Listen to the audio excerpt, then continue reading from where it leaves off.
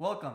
In this section of the app, we will learn how to play the most common chords on guitar and how to combine them in the most practical way.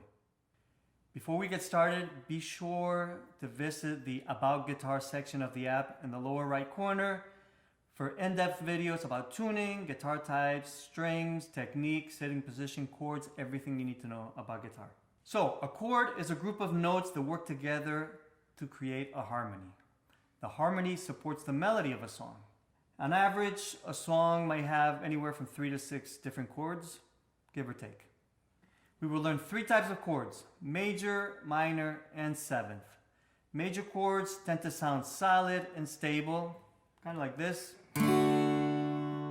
Minor chords tend to sound a bit more melancholic, maybe sad. And seventh chords sound unstable. They have a bit of tension in them. A chord is represented by a letter.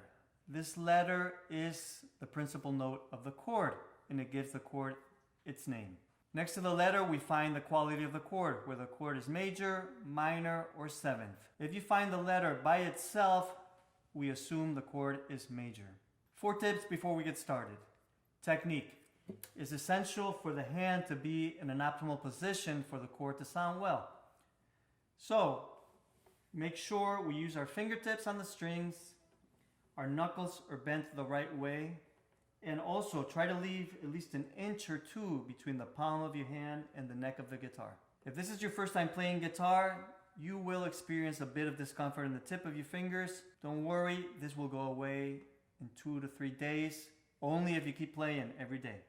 The chords may not sound the way you want them to sound right away, so be patient, readjust. Make sure your fingers are positioned the right way, and every day it will sound better. Be patient. And lastly, pace yourself. Don't try to learn every chord in one day. Alright, so let's go.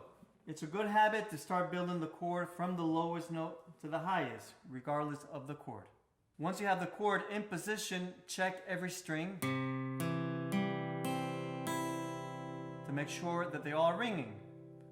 It might take a couple of days to get it right. Again, be patient. Now the hardest part is not to hold a chord in position, but to build it. So for this, I have 2 exercises. The first one we're going to use when we learn individual chords. It's called tap on knee. Tap on knee consists of playing over a 4-beat loop, like this. 1, 2, 3, 4. So on beat 1, we play the chord. On beat 2, we release the chord and tap on our knee. And then we have beats 3 and 4 to get back to the chord. Now when we learn in a sequence of chords, we're going to learn the technique strum and run. Strum and run is the same loop of 4 beats. So right after we strum the first chord, we run to the next chord while the beat is counting, so we can get to the next chord by beat 1. It goes like this.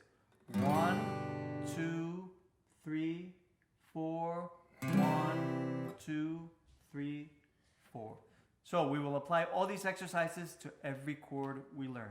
Okay, so with all this, let's get started with the first chord progression below. And please make sure you have fun while you learn.